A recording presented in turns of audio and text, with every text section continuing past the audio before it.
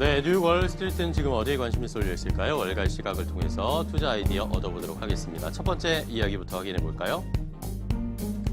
자, 역시 중국, 멕시코와 관련된 미국의 무역과 관련된 이야기가 시장을 들썩거리게 했습니다. 일단 오늘 뉴욕 시장이 상승을 하긴 했지만 여전히 멕시코와의 관계에 다음 주에 과연 관세를 부과할 것인가에 대해서는 여전히 아직도 결정이 되지는 않은 상황입니다. 트럼프 대통령, 트럼프 미국 정부가 이제 다음 주, 그러니까 10일이죠. 10일 다음 주부터 이행할 예정이던 멕시코산 수입품에 대해서 5% 관세 부과를 연기하는 안을 검토 중이다라는 소식이 일단 전해졌습니다. 자, 이런 것 때문에 오늘 뉴욕 시장이 일단 상승을 해주는 모습이었고요. 이 외신들은 소식통을 인용해서 미국 정부가 멕시코와 서류 미비 이민자들과 그리고 중미 마약의 미국 유입에 대해서 논의를 계속 진행을 하고 있는데 이 같은 여러 가지 논의안 중에 하나가 이제 관세를 부과하는 것을 연기하는 것에 하나의 안이 이야기가 되고 있다, 논의가 되고 있다라고 이야기를 했습니다. 자, 이러면서 여전히 이 미국 쪽과 그리고 멕시코 외교장관이 협상을 벌이고 있는 상황이 이어지고 있는데 주말까지 계속 이런 이야기들이 나올 것 같습니다. 자, 이러면서 한 미국의 관료가 5% 관세가 부과되는 결과가 가장 가능성이 일단 높은 상황이다라고 또 언급을 했습니다. 트럼프 대통령은 여전히 노딜로 다음 주에 5% 부과할 것이다 라고 이야기를 하고 있는 상황이기 때문에 아직 확실하게 결정된 것은 아니었고요. 미국 협상당 측에 멕시코가 진지하게 협상에 참여를 하고 있고 트럼프 대통령의 우려를 해결하기 위해서 노력을 해야 하고 있다는 사실을 멕시코 측에서도 알고 있다라고 합니다. 그래서 어쨌든 멕시코 측에서도 미국의 입장에 좀 맞춰주려고 노력을 하고 있는 모습인데 과연 어디까지 선까지 지켜줄 수 있을지는 계속 협상이 진행돼 봐야 하는 상황이고요. 자, 그리고 만약에 또 5% 관세가 부과된다 하더라도 시장에서는 또 그렇게 큰 충격은 없을 것이다라는 평가들도 나오고 있습니다.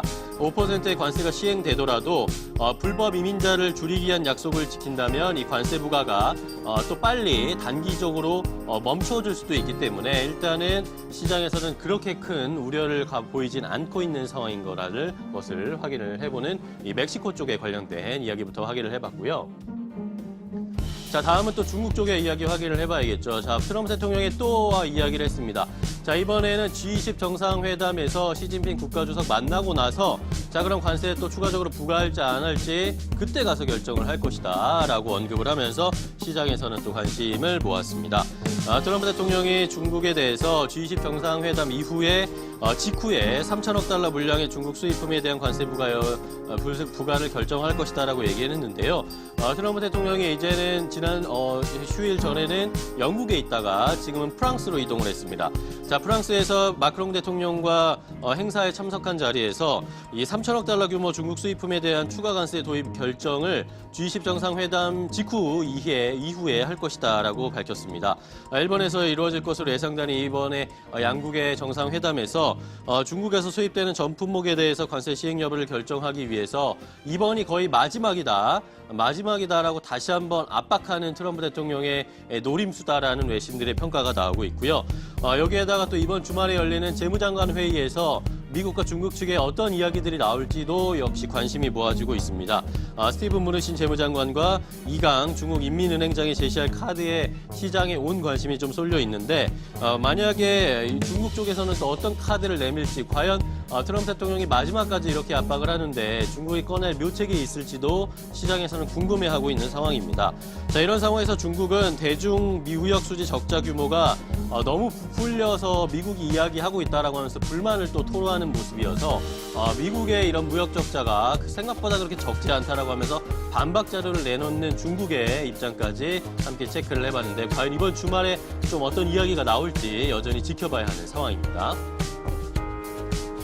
자, 다음은 제프리 건들락의 이야기도 확인해 보겠습니다. 건들락이 최근에 투자를 하면서 쏠쏠한 재미를 보는 전략이 있었는데 이것에 대해서 이제는 좀 이 전략을 멈춰야 할 것 같다라는 이야기를 하면서 역시 좀 투자의 방향을 잡을 수 있는 상황인데요.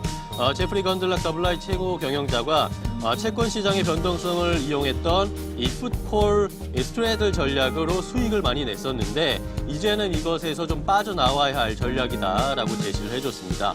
건들락이 지난달에 투자자들에게 채권 시장의 변동성을 이용한 투자 이 기회를 활용하라라고 투자자들에게 조언을 해줬었는데 그 당시에 건들락 CEO가 이 TLT 그러니까 iShare 20 플러스 2열 트레저리 본드 ETF에 관련해서 이런 행사가 만기가 같은 콜옵션과 풀옵션을 동시에 매수하는 이 풋콜 스트레드 포지션을 제시를 했었습니다.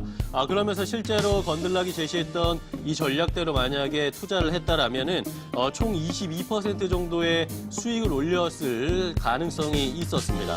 이러면서 이 전략을 추천한 이후에 총 22%의 수익을 본인은 올렸다라고 건들락이 트위터에 올렸는데 이것은 흔하지 않은 최근에 시장이 굉장히 변동성이 있던 상황에서 굉장히 좋은 수익률이었다라고 본인은 스스로 평가를 했습니다. 자, 그런데 이번에는 이제 그 전략을 이제 멈춰야 할 때다라고 또 언급을 했는데 만약에 이 전략을 시도를 했다면 이제는 멈추고 빠져나와야 할 때다라고 언급을 했습니다. 이러면서 구체적인 이유에 대해서는 언급은 하진 않았는데 어쨌든 지난달의 시장 상황과 현재 시장 상황은 뭔가 분위기, 기류가 바뀌었다는 것을 확인해 볼 수 있는 이 건들락 CEO의 투자 포인트까지 함께 확인을 해보셨습니다.